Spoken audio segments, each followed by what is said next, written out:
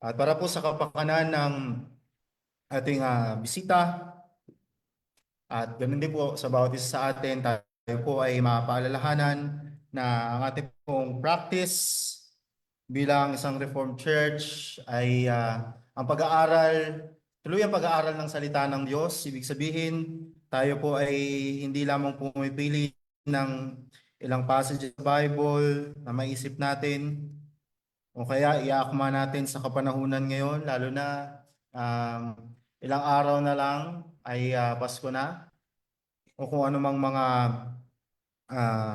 naiisip po natin na pag-aaral.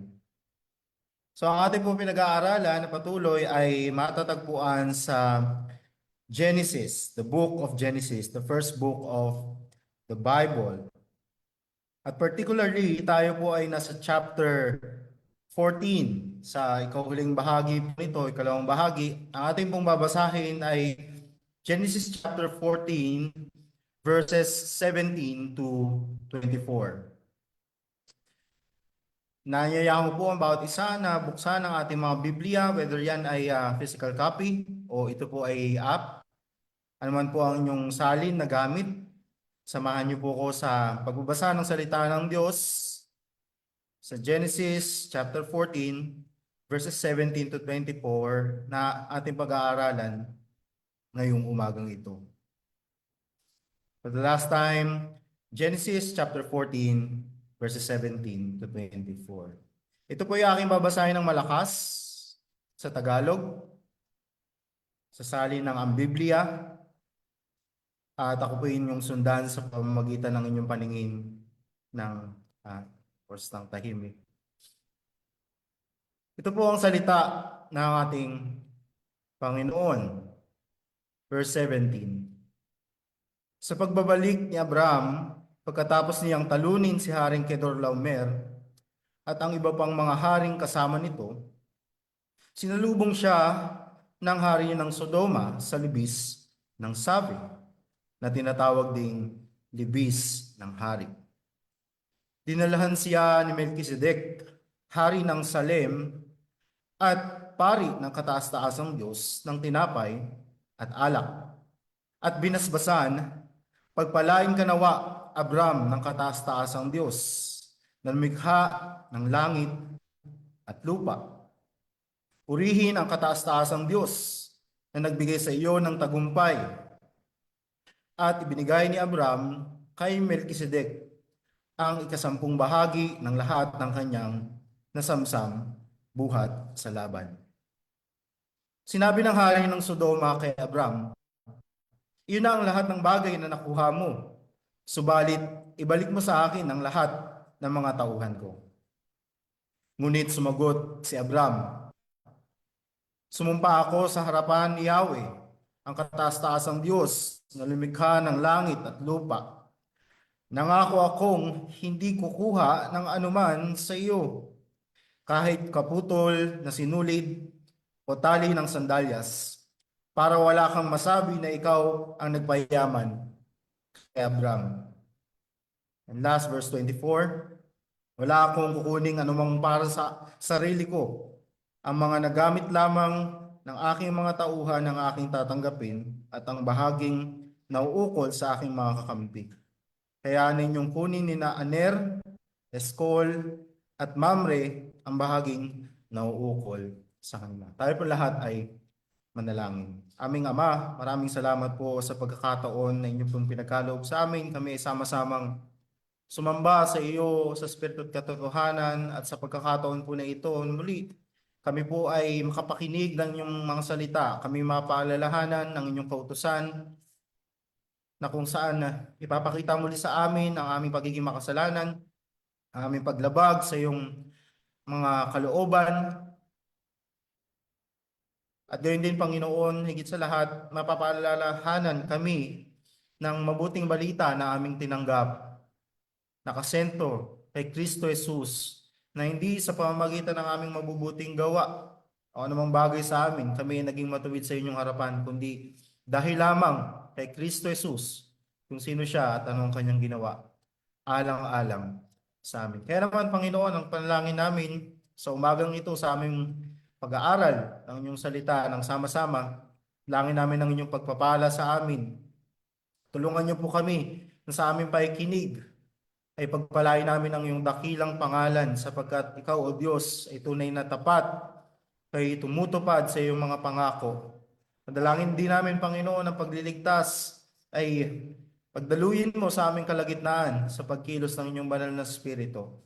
Maraming salamat po, O Diyos. Nawa, kayo din po ang bigyan ng kalakasan sa akin, sa pagbahagi ng inyong salita. Naman po ang kakulangan. Kayo po ang siyang puno ayon po sa inyong biyaya. Maraming salamat, O Diyos. Pamdalangin sa pangalan ni Kristo Jesus. Amen. Ang title po ng ating pag-aaral ngayong umaga ay Blessed be God Most High. At ito po yung salitang sinabi mismo ng isa sa ating mga karakter na binasa sa ating talata. At dalangin ko rin po mga kapatid sa umagang ito na nawa matapos ng ating pag-aaral, matapos nating marinig ang kapahayagan ng salita ng Diyos sa umagang ito, at makita natin yung kung gaano po tayo pinagpala na makilala ang tunay na Diyos at maging kabahagi sa Kanya. At gayon din, bilang ating tugon, kagaya ng ating nabasa, ang ating tugon din ay pagpalain natin ang pangalan ng ating maluwalhating Diyos sapagkat siya ay nararapat. At bilang gabay mga kapatid sa ating pag-aaral bago tayo magsimula mismo sa ating passage, hayaan ninyong saglit na balikan po natin, magbalik tanaw po tayo sa ating pinag-aralan last time. Lalo na po sa ating bisita. Nang sa gayon, ito po yung magsilbi bilang background sa ating pag-aaralan sa umaga pong ito. So, tignan po natin, balikan natin ano yung pinag-aaralan natin nung nakaraan. Nalaman natin sa talatang ito, mula chapter 13, bandang dulo ng chapter 13, hanggang unang bahagi ng chapter 14, na yung mabiyayang pagliligtas ng Diyos ay pinipilit na hadlangan ng kanyang mga kaaway, particularly si Satanas at ng kanyang mga kampon, mga kaaway ng Diyos. At nakita natin ito sa pamamagitan ng alitan sa pagitan ng mga tagapagbantay ng mga alagang hayop ni Abram at gayon din ni Lot. So, etong magkamag-anak na to ay magkasama, no? Dahil kay Abram, pinagpala din si Lot. Pareha silang merong kayamanan, pareha silang kumbaga sumagana, pero dumating yung pagkakataon na sila ay nagkaroon ng hindi directly sa kanila, no, kundi dun sa kanilang mga tagapag-alaga ng kanilang mga alagang hayop. So nagkaroon ng alitan at sinabi nga ni Abram na hindi pwedeng ganito, na mayroong pagtatalo sa atin. Kaya ganitong gawin natin, maghiwalay tayo ng landas. So nangyari, sa madaling salita, si Lot pumunta siya ng bandang Jordan, no? Tumawid siya ng kabilang ibayo ng Jordan. Tapos si Abram nanatili siya sa Kanaan. Dahil yun din yung ipinakita o sinabi sa kanya ng Diyos. Reiterating yung pangako ng Diyos sa kanya nung siya ay tinawag sa chapter 12. So naibinibigay ng Diyos ang lupain ng Kanaan sa kanya. At gayon din ang pangako ng Diyos na magkakaroon siya ng mga anak sa kabila ng kanyang edad at sa kabila ng kawalan ng kakayanan ni Sarai na magkaroon ng anak. So pinanghahawakan ni Abram yung pangako na ito na mula sa Diyos. So tingnan natin. So naghiwalay na si Abram at Lot. Ngayon ang nangyari, kung nasaan si Lot, ay nagkaroon ng, o sa panahon na yun na naghiwalay na sila, ay nagkaroon ng digmaan sa pagitan ng mga hari ng mga panahon na yon. So, 5 hari laban sa 4 na hari. Yung 4 na hari, kabilang doon si Kedorlaomer at Alam natin yung kwento, sa madaling salita, yung 5 hari ay natalo ng 4 na hari. So nanalo sila Kedorlaomer laban sa mga hari na nagsama-sama para makipagdigmaan sa kanila. At yung mga natalo na iyon ng mga hari, doon nakatira si Lot. At si Lot at ang kanyang pamilya, maging ang kanyang mga ari-arian ay nasamsam ng mga nila Kedorlaomer. At sila ay kinuha ni Kedorlaomer. So habang naglalakbay sila, paalis, dumating kay Abraham yung itong balita na ito na ang kanyang pamangkin na si Lot ay kasama doon sa mga kinuha mula sa pagkapanalo nila Kedorlaomer. At sa tulong ng kanyang mga kasama na siguro matitipuno at talagang sanay sa pakikipagdigmaan at bukod doon, ang pagpapala ng Diyos, ang pagtulong ng Diyos naranasan ni Abraham kasama ng kanyang mga tauhan, sumalakay sila, sinundan nila hanggang Dan, sila kay Dorlaomer. Nakipaglaban sila at sa madaling salita, tinalo nila sila kay Dorlaomer at ang mga hari na kanyang kasama. So, ngayon naman, so tapos na tayo doon sa background. So yun yung doon natapos yung ating narrative last Lord's Day. Ngayon, titignan naman natin kung ano yung mga sumunod na nangyari dito sa ating binasang talata. At ano yung tinuturo nito sa atin? Ano yung kahulugan nito? At ano ito sa atin ngayon bilang mga modern na nagbabasa ng Biblia? Paano tayo nito matutulungan sa paglago sa pananampalataya na ating pinanghahawakan? At bilang gabay mga kapatid sa ating pag-aaral, ito yung buod, summary ng mensahe na ito. Since the God Most High, who created heaven and earth, has proven himself faithful to his gracious promise of salvation, our rightful response is to bless his name, worship him alone, and devote our lives to his service. Sa Tagalog mga kapatid, dahil ang ating kataas-taasang Diyos na may lalang ng langit at lupa ay tapat sa pagtupad ng kanyang pangakong mabiyayang pagliligtas, wala tayong ibang nararapat na tugon, kundi ang pagpalain, sambahin, at paglingkuran ang kanyang pangalan. Na paglingkuran natin siya. So makikita natin ito sa ating talata. At sa ating talata, makikita natin ang dalawang bagay. Ito'y nahati sa dalawang bahagi. At ito'y madali nating mauunawaan kasi mismo ito yung nakasulat na babasa natin sa ating talata. Una, sa unang puntos natin, makikita natin yung pagbibigay ng pagpapala kay Abraham. At sa ikalawa naman, kalawang bahagi, ay makikita naman natin yung pagtanggi sa gantimpala ni Abraham. So tignan natin. No? Blessing bestowed, reward rejected. Tignan natin yung unang bahagi. So from verse 17 to 20, dito natin makikita yung unang part nitong ating narrative. Blessing bestowed o yung pagbibigay ng pagpapala. Tingnan natin kung paano nag-umpisa, nagsimula yung ating talata. So matapos nga na matalo ni Abraham, no, sa tulong ng Panginoon, sila Kedorlaomer at yung mga hari na kanyang kasapi sa pakikipagdigmaan sa 5 hari na kanilang tinalo, makikita natin na yung hari ng Sodom ay sinalubong si Abram sa lambak ng sabi.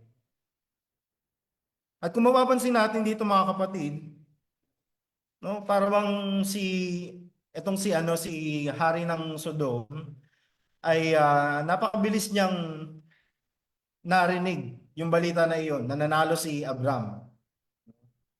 Nanalo si Abram against doon sa kanyang mga kalaban na tumalo sa kanila. At mapapansin din natin na tila itong ang hari ng Sodom ay nagkukumahog para salubungin si Abram mula sa kanyang pagkapanalo. Binibigay sa atin itong setting na ito, itong verse 17 to as background or to set yung ating narrative. So yun, nagdais o lumabas si Haring Sodom para salubungin si Abram, para siya ay kausapin. Pero tingnan natin kung ano yung sumunod na nangyari sa ating talata.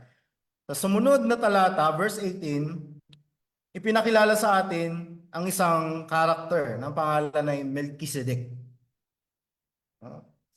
Basahin natin, verse 18. At si Melchizedek, hari ng Salem, ay naglabas ng tinapay at alak, siya na pari ng kataas-taasang Diyos. Ito yung unang pagkakataon na itong si Melchizedek ay nabanggit sa kabuuan ng Biblia. Dito sa Genesis, 2 beses lang. Hindi na naulit. At mababasa din natin yung pangalan ni Melchizedek sa ibang portions ng Scripture. Sa Psalm, 1 beses. And sa New Testament, isang book lang siya nakita sa Hebrews. At ilang beses? 8 beses nabanggit ang pangalan ni Melchizedek.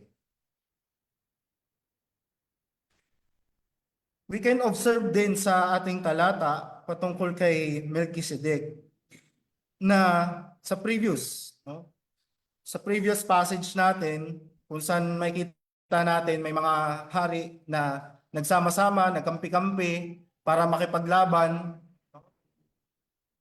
Mapapansin natin na hindi nabanggit ang pangalan ni Melchizedek. Kasi nga, di ba, first time pa lang dito sa chapter 14 verse 18 nabanggit yung pangalan ni Melchizedek. So hindi siya sumali. Hindi siya kabahagi dun sa digmaan, pagkakampi-kampi na nangyari. So kung titignan natin mga kapatid, yung appearance o yung babanggit kay Melchizedek ay para bang bigla na lang siyang sumulpot. Di ba? Babalikan natin ito mamaya. Bigla siyang sumulpot kasi verse 17 kung titignan niyo ulit, di ba? Si Haring Sodom gustong salubungin si Abram. Siya lang yung gustong sumalubong. Pero pagdating ng verse 18, si Melchizedek biglang sumulpot, may dalang tinapay at alak, binigay kay Abram. So later on, mas titignan pa natin siya. Mapapansin din natin mga kapatid na napaka-iksi. Diba? Biglang sumulpot si Melchizedek, tapos ilang verses lang yung kumbaga yung time niya. Tapos wala na. Hindi na siya sumulpot ulit. Nabanggit na lang siya sa Psalm 110. Then nabanggit na lang ulit siya sa Hebrews. Napaka kumbaga mysterious ng character na ito.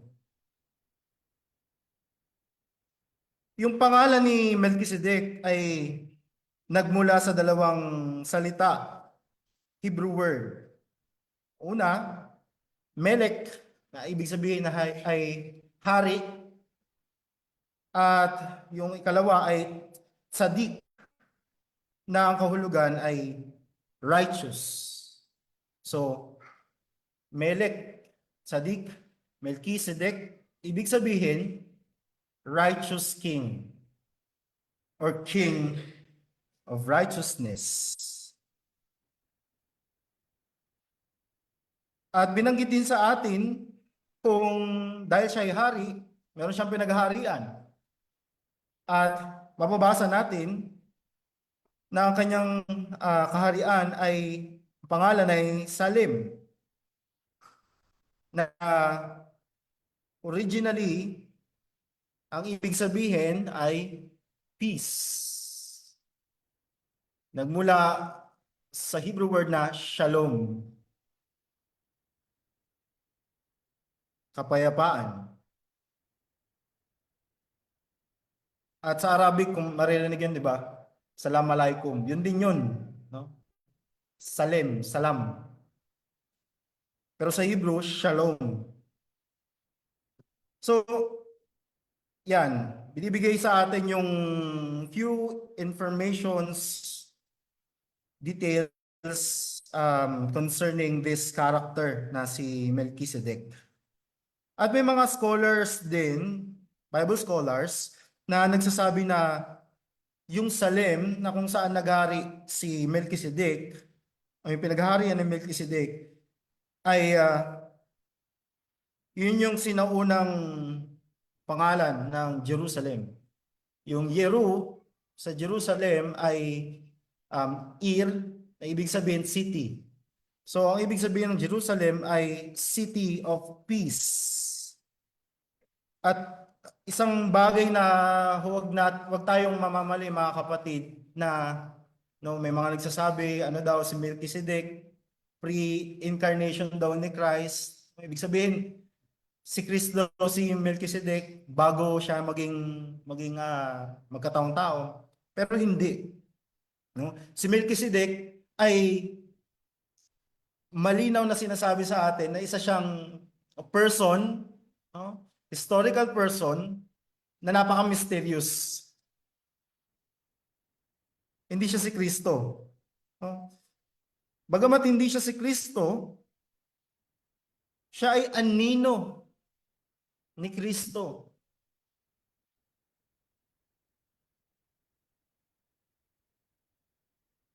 Sino ba si Kristo?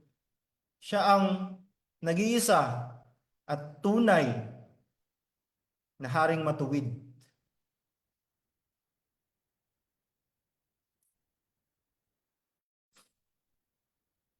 At dito, makikita din natin na si Melchizedek, nabanggit na sa atin na siya ay hari, hari ng Salem. Nabanggit din sa atin dito na itong si Melchizedek ay isa ring pari o saserdote. At yung kanyang pinaglilingkuran ay ang kataas-taasang Diyos. O yun sa English, Most High God or God Most High. Ito, kung maaalala ninyo, di ba? Parang may taon na ba yung lumipas? O buwan pa lang? Wala pa naman siguro, mag-iisang taon pa lang. Di ba yung merong, ano daw siya, yung nagtuturo ng salita ng Diyos, tapos si ano daw, El-Elyon daw ay iba pa kay Yahweh. Hindi, mali po yun. No? So, may iba't ibang pangalan ng Diyos, yung nag-iisa tunay na Diyos, pero isa lang yung Diyos na iyon na ating sinasamba. So, si El Elyon ay si Yahweh. Sana ito yung malinaw po sa atin. Hindi sila magkalaban. Hindi sila magkaiba. So, the Most High God. Yung Yahweh, yun yung covenant name na ibinigay ng Diyos, pagpapakilala ng kanyang sarili. After nating aralin itong Book of Genesis, dadaan tayo sa susunod na book ng Bible, which is Exodus. Makikita natin, yun yung ipinahayag ng Diyos na pangalan na dapat sabihin ni Moises sa Paraon upang palayain ng bayang Israel. Yahweh. Yung tetragrammaton. So, yun, isa lamang sa pangalan ni Yahweh, itong El Elyon, meron pang El Shaddai, pero hindi ito yung samahan na. Tama yung word na El Shaddai o tama yung name na El Shaddai, pero mali yung grupo na yon. Kasi binabaliktad nila yung payong nila. So, marami pa. Yahweh Tsidkenu, ba? Yahweh Roy, at iba pa. Marami. Hindi natin may isa-isa. Pero dito sa ating passage, yun yung binigay na pagkakakilala doon sa Diyos na pinaglilingkuran ng pari at hari na si Melchizedek. Si El Elyon, the Most High God. At sabi ni John Calvin, commenting regarding kay Melchizedek bilang priest of the Most High God, sabi niya dito, the admirable grace of God shines more clearly in a person unknown because amid the corruptions of the world, he alone in that land was an upright and sincere cultivator and guardian of religion. Mga kapatid, sa kabila, no, pinag-aralan na natin yung chapter 1 hanggang chapter 14 ng Genesis. Makikita natin paano nagsimula ang lahat, no? Nilikha ng Diyos, lahat ng bagay, langit at lupa, nilikha niya tayo, dapat siya ang ating kilalanin, sambahin, tayo nilikha ayon sa kanyang larawan, nagkasala ang tao, hindi kinilala ang Diyos, nakurap yung true religion, kumalat, lumaganap, ang maling pagkaunawa patungkol sa Diyos, hindi na kinikilala ang Diyos, hindi na sinasamba ang Diyos, yet this time, makikita natin si Melchizedek, the priest of the Most High God, serving Him. Nagpapatuloy sa biyaya ng Diyos ang dalisay na pananampalataya. Makikita natin nung sinalubong ni Melchizedek itong si Abram, meron siyang dala-dala, tinapay at alak. Wala itong ibang tinutukoy kundi yung pagbibigay ng refreshment ni Melchizedek kay Abram na galing sa war. Siyempre pagod, gutom. Kaya ito ay pagkain at inumin. Hindi lang para sa kanya, kundi para sa kanyang mga kasama. Makita din natin na bukod sa physical na handog, which are wine and bread, makita din natin na mayroong spiritual offering or blessing na tinanggap si Abraham mula kay Melchizedek. Mababasa natin ito sa verse 19 to 20. Ano ito? Basahin ko sa Tagalog. Ito yung sinabi ni Melchizedek na hari at pari ng Diyos ng kataas-taasan. Naway pagpalain ka, Abraham, ng kataas-taasang Diyos na lumikha o nagmamay-ari. Kung mapapansin ninyo mga kapatid sa English version, ang ginamit doon hindi creator or maker of heaven and earth. Ang ginamit, possessor. Sa English Standard Version, mamaya makikita natin yung kahalagahan niyan. Bakit hindi maker or creator yung ginamit? Bakit possessor of heaven and earth? So, may likha o nagmamay-ari ng langit at lupa. Purihin ang kataas-taasang Diyos na nagbigay ng tagumpay sa iyo laban sa mga kaaway mo. So, yung basbas na sinambit ni Melchizedek ay nahati sa dalawa. Una, pinagpala niya si Abram. Sinabi niya, pagpalain ka ng kataas-taasang Diyos na nagmamay-ari ng langit at lupa. At yung ikalawang bahagi, pagpalain, purihin ang kataas-taasang Diyos na nagbigay ng tagumpay sa iyo laban sa kaaway mo. So kung titignan natin mga kapatid, sa unang bahagi, yung panalangin ni Melchizedek ay yung patuloy na pagpapala ng Diyos para kay Abram. Ang Diyos na sinasamba, ang pinaglilingkuran ni Melchizedek ay ang kataas-taasang Diyos. Siya ang nagmamay-ari ng lahat ng bagay, ng langit at lupa. At yung katotohanan na ito, mga kapatid, ay alam natin. Hindi po ba? Ang Diyos ay hindi lamang lumikha ng langit at lupa. Yung katotohanan nga na yun na kung ang Diyos ang lumikha ng langit at lupa, Kanya ang langit at lupa. Ganun lang yun kasimple. Siya ang nagmamayari ng langit at lupa. Ang lahat ng bagay, maging ang ating buhay. Alam natin ito, mga kapatid. Pero ito yung katotohanan. Sa ating pagiging makasalanan, sa ating pagiging malilimutin, sa ating kahinaan, nakakalimutan natin yung katotohanan na ito. Na ang Diyos, nag-iisa at tunay na Diyos, ang Diyos ng kaitaas-taasan, ang Diyos na nagmamay-ari ng langit at lupa, nakakalimutan natin. At para bang dumarating yung mga pagkakataon sa ating buhay, lalo na kapag may mga suliranin tayong pinagdaraanan sa ating buhay, wala tayong pambayad sa mga bills, hindi lang sa araw-araw na mga gastusin, pambayad sa kuryente, pambayad sa tubig, sa panggasto sa may mga ano dito, no, may mga masasakyan, motor o kaya sasakyan natin, yung pabago-bago na pagtaas, pagbaba, mas madalas yung pagtaas kaysa sa pagbaba ng ano no, ng krudo. Mga bilihin, tuition fee ng ating mga anak, sa may mga karamdaman. Kapag dumarating tayo sa mga pagkakataon na meron tayong mga pagsubok, karaniwan, physical, financial, nakakalimutan natin yung katotohanan na ito, mga kapatid.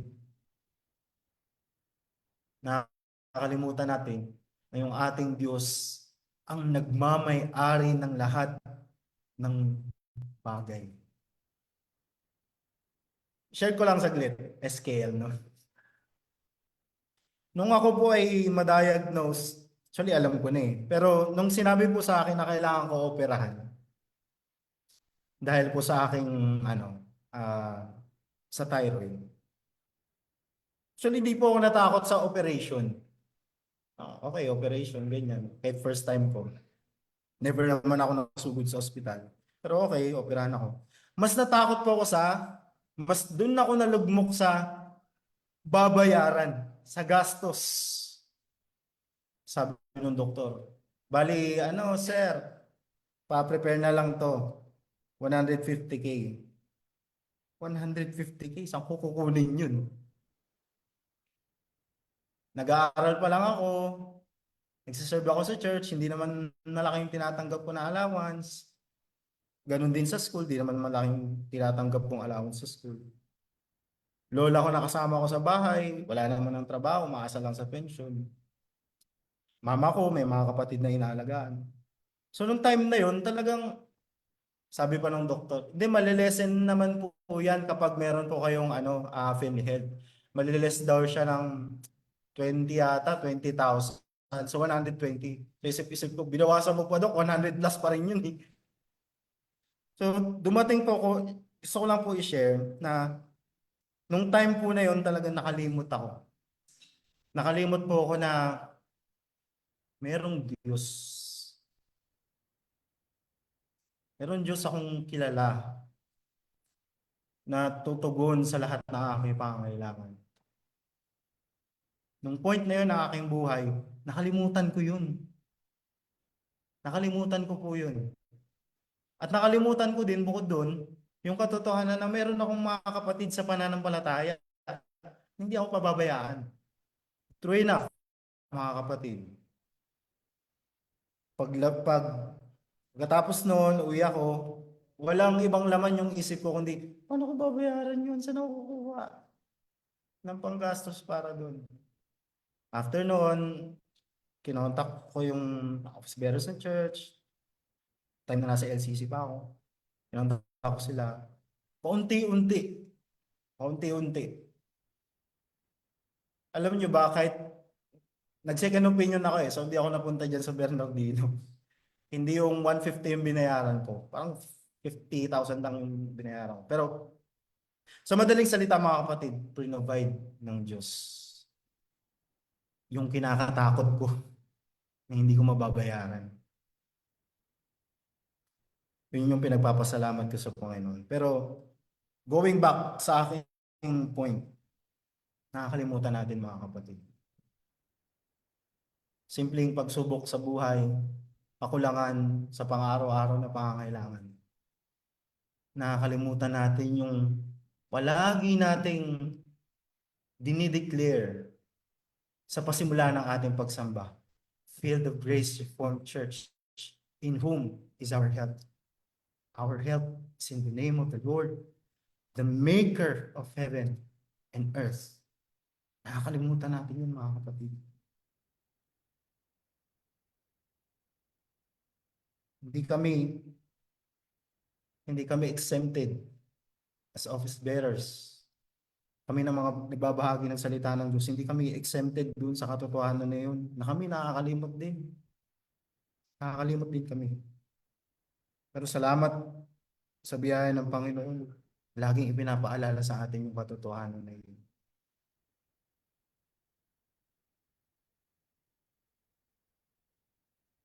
Ang Diyos ni Abraham, na siya rin namang ating Diyos, ang nagmamayari ng lahat ng bagay. Nagmamayari ng langit at lupa. Ibig sabihin mga kapatid, siya makatutugon sa lahat ng ating mga pangangailangan.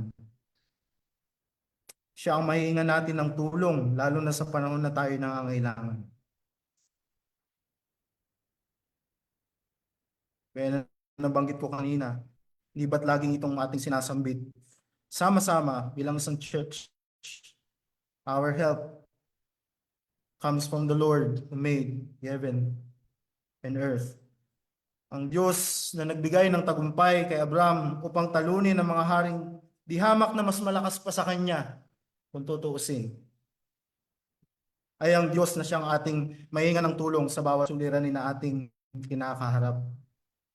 Kung tiwala tayo sa Kanya, mga kapatid, tumawag tayo sa Diyos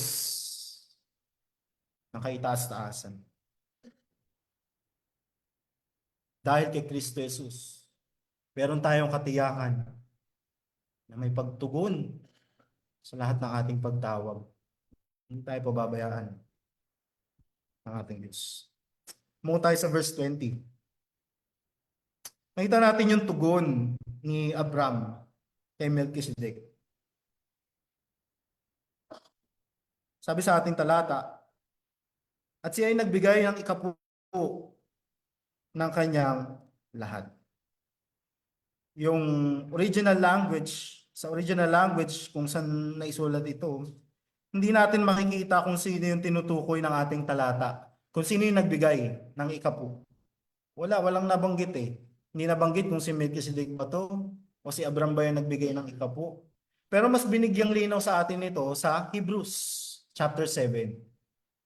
So si Abram ang nagbigay kay Melchizedek ng ikapu. At dahil dyan, magbigay tayo ng ikapu. Hindi po. Hindi po yung ibig sabihin po nun. So, ayan na, di ba? Laging binabanggit sa mga pinanggalingan nating church, first fruit, no? Ikaw po tayo, ikaw 10 bahagi ng ating kinita. Saan ba? Saan nyo ba gustong pagpalain? Sa gross o sa net? Depende sa inyo. Pero hindi ganun yung sinasabi ng Biblia mga kapatid. Specifically sa ating passage, no?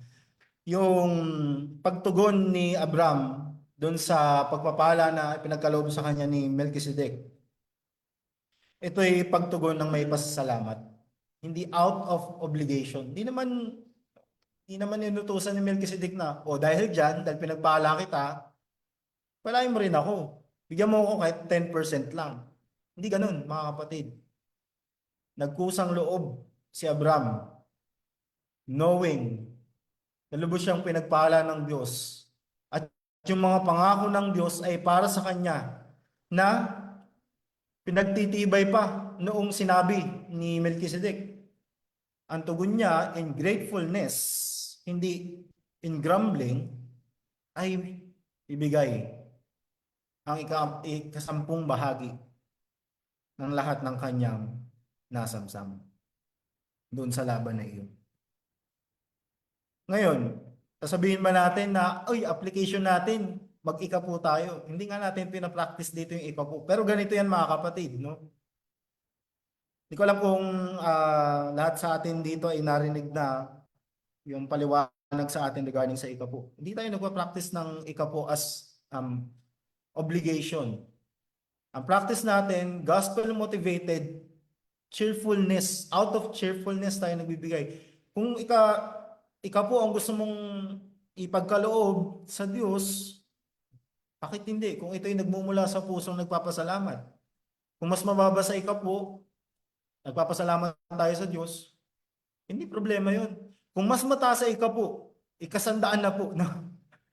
Walang problema kung tayo ay nagpapasalamat sa Diyos. So hindi dito issue yung magkano ba? Ilang percentage ba? Hindi yun yung issue. Ang issue dito, yung puso natin.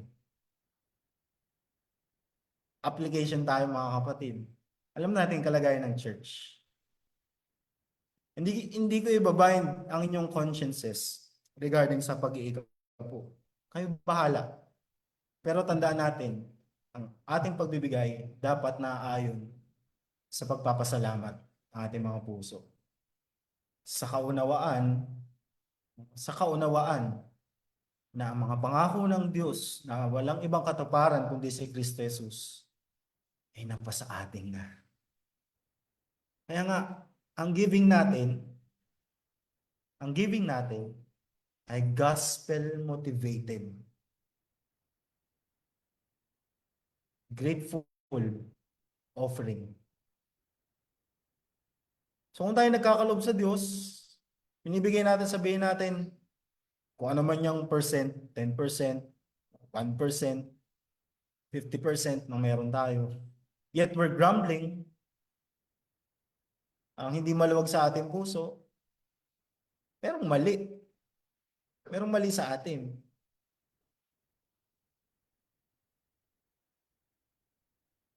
Ano ba ang pagkaunawa natin sa mabuting balita? Ano ba ang pagkaunawa natin sa biyayang ating tinanggap?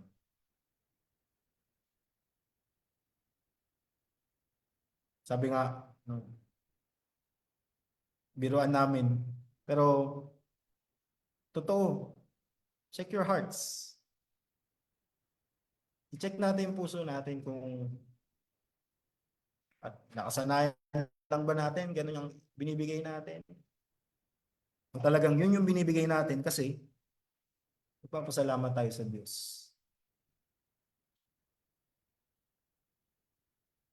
Tuloy tayo mga kapatid.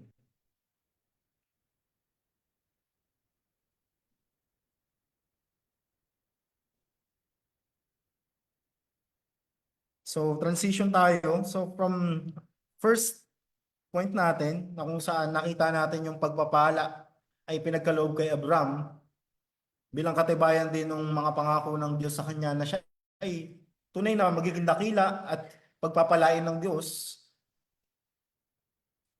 sa pamamagitan ng mga sinabi ni Melchizedek na pari ng kataas-taasang Diyos. Ngayon may kita naman natin yung isang karakter na nagbigay din lumapit din naman kay Abraham, nagbigay sa kanya ng gantimpala. Ngunit, ang kaibahan nito, tinanggihan niya ang ino-offer nitong character nito. So, second point, reward rejected. O yung pagtanggi sa gantimpala. Verse 21 to 24. So, dalawang bahagi nahati itong ating itong bahagi na ito, katulad ng una nating puntos. So, sa una, nagsalita yung hari ng Sodom at tumugon naman si Abram. So, tignan natin, verse 21. Sabi dito, sinabi ng hari ng Sodom, sa iyo na lang ang lahat ng ari-arian ko na nabawi mo. Pero isauli mo na lang sa akin ang lahat ng tauhan ko. Ngayon bumabalik tayo sa kung paano nag-start yung narrative. Verse 17, remember? Matapos makipaglaban si Abraham, pabalik na siya. Yung hari ng Sodom gusto siyang salubungin. Pero biglang sumulpot nga si Melchizedek. Pero ito na. Ito na yung hari ng Sodom. Nakausap na si Abraham. At ito nga yung kanyang sinabi. No? Na, okay Abraham, sa'yo na yung kung ano man yung nakuha mo doon mula sa laban. Sa'yo na yan. Pero ibalik mo lang sa akin yung mga tauhan ko. So sa madaling salita, binigay ni Haring Sodom kay Abraham ang kanyang mga ari-ariang nabawi mula sa kanyang mga kalaban basta kukunin niya yung mga tauhan niya. Pero tignan natin, napaka-short lang no, nung time na ibinigay kay Hari ng Sodom. Pakinggan natin yung response ni Abraham. Ito, saglit lang tong portion na to mga kapatid. Narinig ko na yan. So, okay, ito yung sinabi ni Abraham kay sa hari ng Sodom. Isinumpa ko sa harapan ng Panginoon ang kataas-taasan Diyos na siyang lumikha o may-ari ng langit at lupa na hindi ako kukuha ng kahit anumang ari-arian na galing sa iyo. Kahit sinulid o kaya itali, anumang ari-arian ng sandalyas para hindi mo masabing ikaw ang nagpayaman sa akin. Hindi ako tatanggap ng kahit anuman para sa sarili ko. Ang tinuturing ko lang na natanggap ko ay ang mga kinain ng aking mga tauhan at pabayaan mo lang sina Aner, Eskol at Mamre na sumama sa akin sa pagkuha ng bahagi nila sa mga bagay na nakuha mula sa laban. So, katulad ng napag-aralan natin last Lord's Day sa pamagitan ni Pastor Kirby, na ibahagi sa atin na itong si Abraham ay nung nagkaroon sila nagkaroon ng gilian sa pagitan ng kanyang mga tagapagbantay ng mga alagang hayop, yung mga alagang nagbabantay ng alagang hayop ni Lot at ganoon din sa kanya, naghiwalay sila. Makita natin na itong si Abraham, hindi niya pinili yung makamundo at panandaliang kaaliwan. O yung kaginhawaan, kapalit ng mainam na pangako ng Diyos. Hindi po ba? Kung mababalikan natin. Makita natin dito, si Abraham sa passage na ito, yung sa binanggit o sinasabi ni Haring Sodom, yung response ni Abraham ay with wisdom. With wisdom, with discernment. Abraham acted in wisdom here by not receiving, but rather rejecting genuine offer of the king of Sodom to him. Marahil, no? Marahil. Genuine naman si Haring Sodom sa pagbibigay kay Abraham ng mga gifts na yon. O sige, sa'yo na yan. Basta, ito yung sa akin. Pwedeng genuine siya doon. Pero, despite nun, ni-reject ni Abraham yung kanyang ino-offer. At kung tutuusin mga kapatid, pwede niya namang tanggapin yon. Pero kung titignan natin maigi, ang laman ng isipan at puso ni Abraham, yung kanyang pinangahawakan ay yung mga pangako ng Diyos sa kanya. Babalik ulit tayo sa chapter 12. I will make your name great. I will bless you.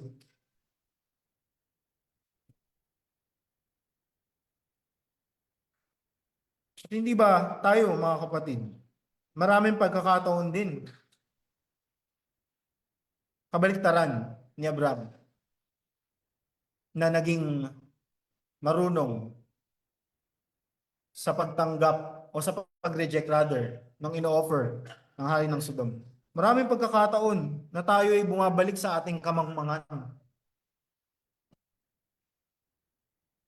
sa mga panahon na mas pinipili natin yung mga bagay sa mundo na ito na panandalian kaysa sa magtiwala tayo at panghawakan ng mga pangako ng Diyos. Ipinagpapalit natin ang kasaganaan ng pangako ng Diyos sa mga panandalian, makamundo, makasariling mga bagay. Example, pinagpapalit natin Lord's Day sa trabaho, sa negosyo, sa pahinga na hindi naman talaga pahinga,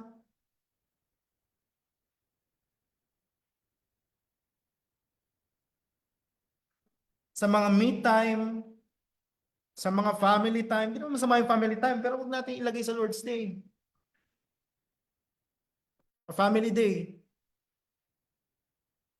Ano pa? Pinagpapalit natin ng Panginoon. No, not specific sa Lord's Day. Pinagpapalit natin ng Panginoon sa kayamanan, karangyaan. Ano pa? Pinagpapalit natin ang Diyos sa mga relationship na meron tayo. Pinagpapalit natin ang Diyos sa hindi mananampalataya.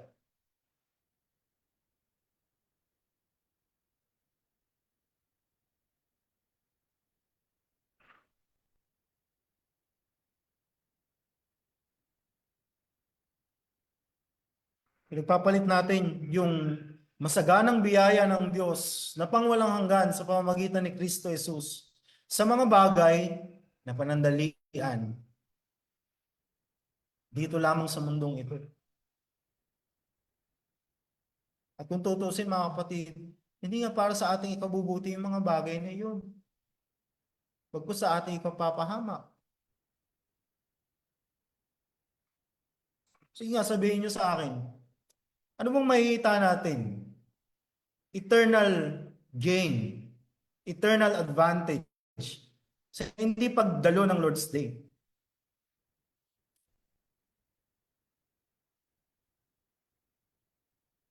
Anong eternal advantage ang makakamtan natin sa mga kabataan kapag pumili tayo ng makakasama natin sa buhay na hindi mananampalataya? Sabihin niyo sa akin.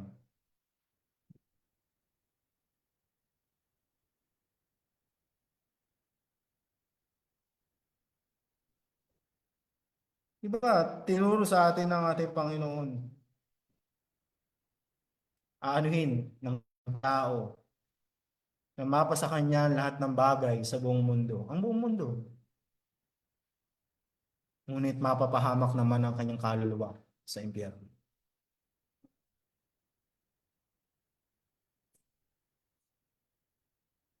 Pagpapalit ni Abraham ang masaganang pangako ng Diyos, mabiyayang pangako ng Diyos para lamang sa mga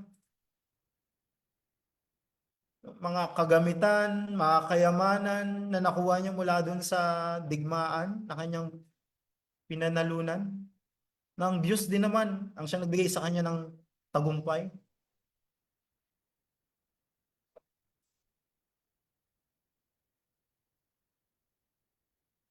Mga kapatid, gaano man kaganda o kaakit-akit ang ino-offer sa atin ng mundo, hindi nito matutumbasan yung kadakilaan ng pangako ng Diyos sa pamamagitan ni Kristo Jesus.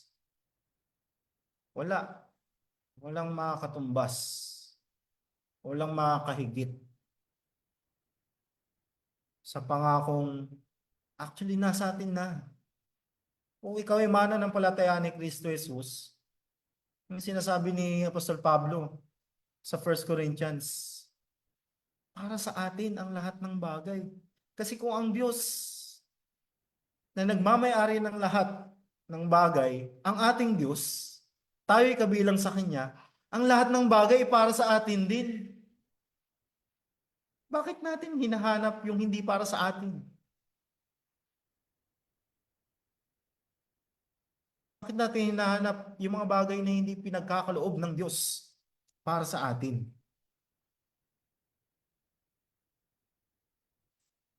Ang pinagkaloob na gantimpala ng hari ng Sodom, kung titignan natin mga kapatid, marerelate din natin ito kung bakit biglang sumulpot si Melchizedek.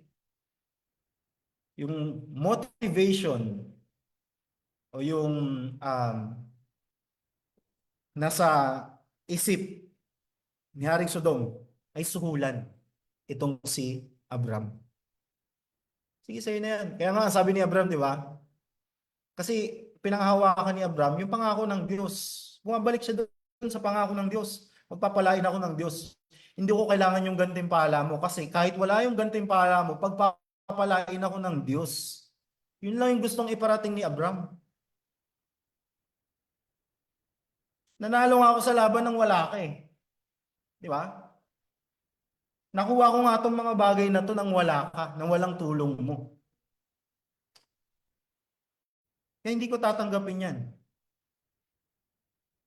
Kasi, mabalik siya doon sa pangako ng Diyos. At sinabi niya nga dito, na darating yung pagkakataon na para walang masabi na sa pamagitan ng Haring Sodom, yumaman si Abraham. Hindi ganun. At kinikilala niya at tumutupad siya doon sa, ang nakalagay kasi sa original language, itinaas niya yung kanyang kamay sa Panginoon. Ibig sabihin lang nun, isang gesture yon na pagpapakita na sumumpa siya sa Diyos. Nanumpa siya sa Diyos na kahit katiting, wala siyang tatanggapin sa hari ng Sodom. Tumutupad lang siya dun sa kanyang pinanghawakan. At ganun din tayo mga kapatid. Nawa, ganun din tayo. Kung ano yung pinanumpaan natin sa Diyos, yun yung ating tuparin.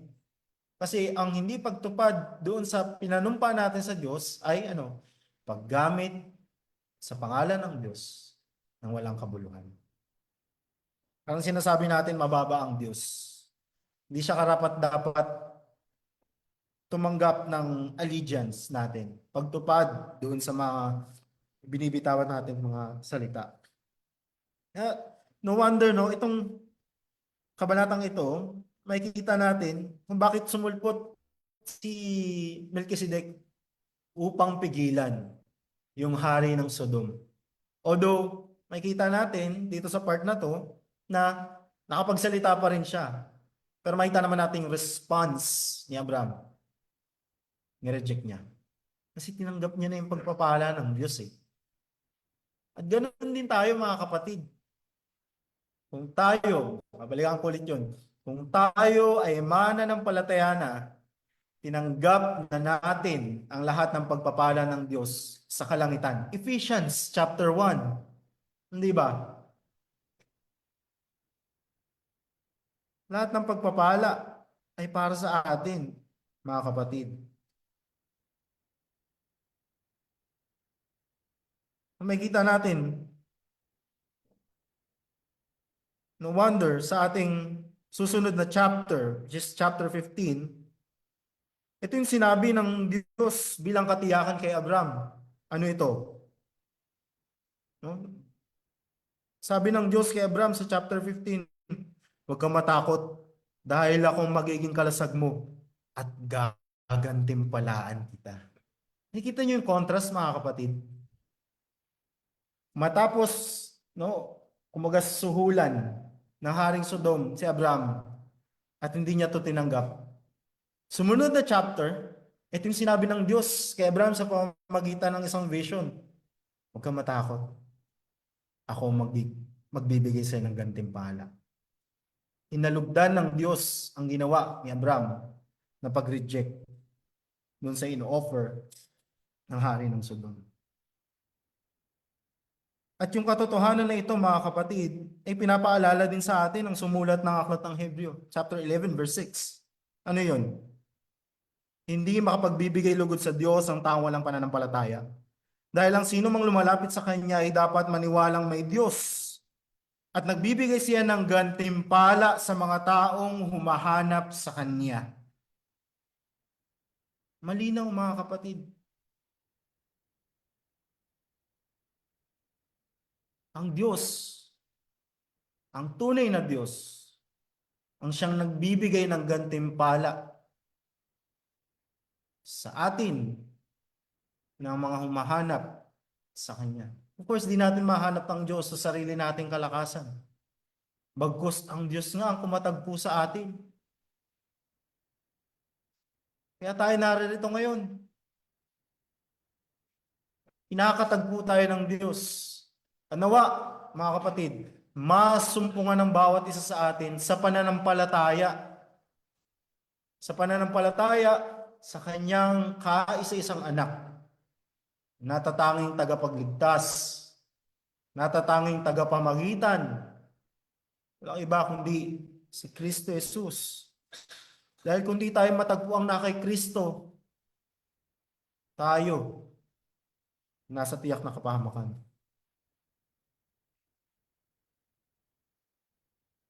Ano yung gantimpala na ito na sinasabi sa atin sa Hebrews chapter 11, verse 6?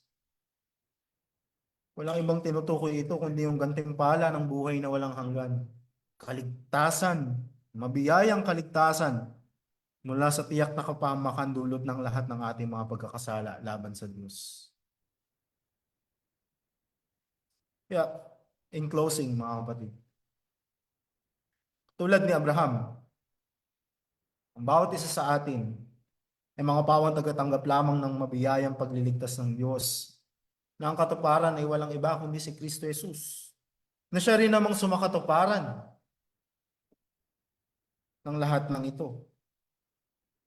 Sa pamagitan ng pananampalataya kay Kristo Jesus, ay mga kapwa tayo naging kabilang sa mga anak ni Abraham na pinagpala ng Diyos. Yung malinaw na sinasabi, yung tinuro ko sa mga kanila Zoe, kanila Kayla last Lord's Day sa Sunday School. No? Kung tayo ay sumampalataya, sinasabi sa Galatians, kung tayo ay sumampalataya kay Kristo Jesus, tayo ay kabilang kay Abraham. Para sa atin ang mga pangako ng Diyos. Pinagpala ang lahat ng kabilang sa matuwid na hari ng kapayapaan, sapagkat sa kanila nabibilang ang walang hanggang kaligtasan. Pakinggan natin ito mga kapatid na ang pinagpalang Diyos, ang Diyos ng kataas-taasan, ang siyang nagpala sa atin na mga nananalig sa natatanging tagapagligtas ng kanyang bugtong na anak. Ang lahat ng spiritual na pagpapala sa kaitaasan. Siya nagkaloob sa atin ng walang hanggang hari na mamamahala sa atin sa katuwiran. Siya magtatanggol sa atin mula sa lahat ng ating mga kaaway at kanyang kaaway. At ang magbibigay sa atin ng tunay at walang hanggang kapayapaan sapagkat siya ang hari ng kapayapaan. Sa magulong mundo na ito na ating kinasasadlakan. Hindi lamang yun mga kapatid, siya rin ang nagkaloob sa atin ng punong saserdote o pari na tulad ng kay Melchizedek, hindi ayon sa mga Levita, kundi ayon o tulad kay Melchizedek na siya nag-alay ng kanyang sariling buhay bilang kabayaran ng lahat ng ating mga pagkakasala upang tayo maging matuwid sa paningin ng Diyos. Walang ibang makakapagbigay sa atin ng katuwiran. Walang ibang makakapagbigay sa atin ng katuwiran upang tayo maging katanggap-tanggap sa harapan ng Diyos, kundi si Kristo Jesus lamang, mga kapatid. Huwag natin hanapin sa ating sarili o kung saan man o kanino mang tao na pawang makasalanan din ang katuwiran at pagiging katanggap-tanggap sa harapan ng Diyos. Kay Kristo at kay Kristo lamang natin matatagpuan ito sapagkat siya ang matuwid na ipinagkaloob ng Diyos para sa ating kaligtasan. At bilang ating punong pari, nasa kalangitan, sa presensya ng Diyos, siya ang patuloy na nananalangin para sa atin sapagkat Nauunawaan niya ang bawat kalagayan natin. Na wala nang minamahal sa buhay, kinukulang sa bawat araw, nanghihina, karoon ng karamdaman. Nauunawaan tayo ng ating Panginoong Jesucristo bilang ating punong pari. At hindi lamang yun, mga kapatid, bilang ating punong pari, tayo patuloy na ipinapanalangin ng ating Panginoong Jesucristo doon mismo sa kaitaasan kung nasaan ang Diyos, sa presensya ng Diyos. Kaya bawat panalangin na ating sinasambit, naririnig ng Diyos sapagkat si Kristo ang ating tagapamagitan. Siya ay naroon sa presensya ng Diyos sa kalangitan. Sa pamamagitan ng pananampalataya kay Kristo Jesus na siyang katuparan ng lahat ng mga pangako ng Diyos, hindi lamang tayo naging bayan ng kataas-taasang Diyos, kundi naging kabilang sa kanyang pamilya, mga kapatid. Siya ang ating Panginoong Jesucristo, ang ating panganay na kapatid. Tayo napabilang sa Diyos, sa kanyang pamilya, sa pamamagitan ng pananampalataya. Tayo tinuring ng Diyos bilang kanyang mga anak, mga minamahal na anak. At dahil sa katotohanan ito, mga kapatid, tayo ay makakasiguro na lahat ng ating mga pangangailangan ay ang ating Ama ang siyang magkakaloob ng lahat ng ito para sa atin. Ayon lamang sa kanyang biyaya. Kaya ito ang tanong sa atin. Ano pa ang hahanapin natin? May kulang pa ba?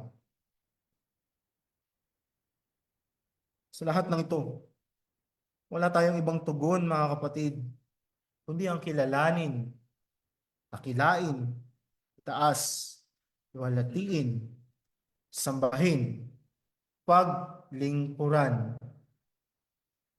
ang Diyos ni Abraham na siyang tunay na Diyos at nag-iisang Diyos.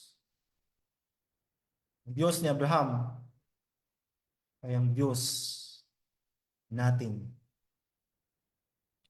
na ating sinasamba. Purihin ang ating Panginoon. Tayong lahat ay manalangin. Salamat, Panginoon, sa pahayagan ng iyong salita. Katotohanan na kayo ang kataas-taasang Diyos na sa aming kakulangan, limitadong kakayanan, hindi namin maarok, hindi namin maabot. Ngunit salamat sa iyong biyaya sa kabila ng ikaw ay nasa kataas-taasan. Pinili mong ihayag ang iyong sarili sa amin sa pamamagitan ng inyong salita at higit sa lahat, ultimately, sa pamamagitan ng aming Panginoong Jesucristo. Ang panalangin namin, Panginoon, na nawa, tulad ni Abraham, ama ng pananampalataya, kami, ang bawat isa sa amin ay patuloy na masumpungan, makita na sumasampalataya, kinikilala ang katuparan ng iyong pangako, si Kristo Jesus, ang anak ni Abraham, ang aming punong pari, ang anak ni David, ang aming tagapagligtas. Salamat, Panginoon, sa patuloy na pagpapahayag sa amin ng mabiyayang pagliligtas mo. Kaya naman, Panginoon, tulungan niyo po kami na patuloy na kilalanin ang iyong pangalan, dakilain, sambahin, at paglingkuran ang iyong mapagpalang pangalan, O Diyos. Salamat po sa pagkakataon na ito, sa mga salita mo na aming tinanggap. Kung aming dalangin sa Panginoon Kristo Jesus. Amen. Tayong lahat ay tumayo. Tayo po ay tumugon sa mensahe po na ating narinig sa pamamagitan po ng pag-awit ng hymn 234. Hymn 234, ang title po ng ating awitin ay The God of Abraham Praise. At ang ating pong aawitin ay stanzas 1, 2, 5, and 6. Again, ang ating aawitin ay stanzas 1, 2, 5, and 6 lamang po. Let me set the tune upang ating maawit ang awitin ito. The God of Abraham praise, who reigns enthroned above. Ready? Sing. The God of Abraham praise, who reigns enthroned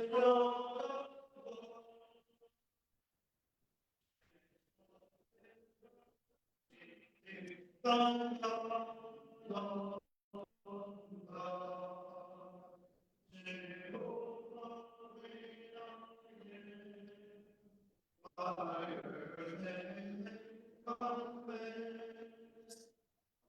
Bow and bless the sacred name forever.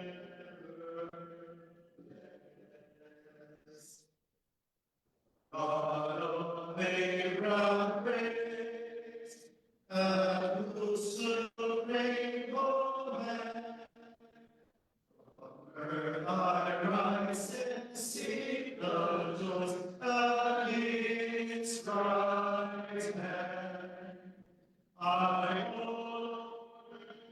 forsake His wisdom, faith, and power, and be my only portion, make my shield and tower. Bless the Lord our King, the Lord our righteousness.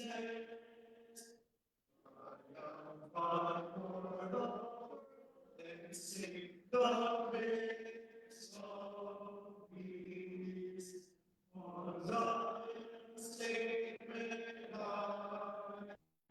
His kingdom He maintains, glorious with His saints in life forever.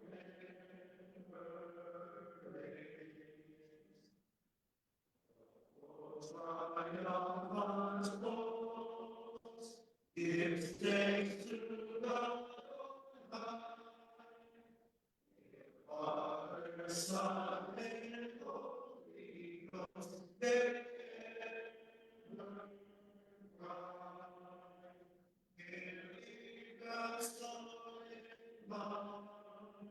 I join the heavenly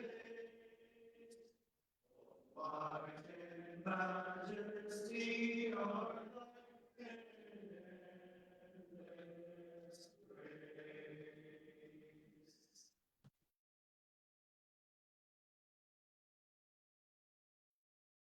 Let us confess, though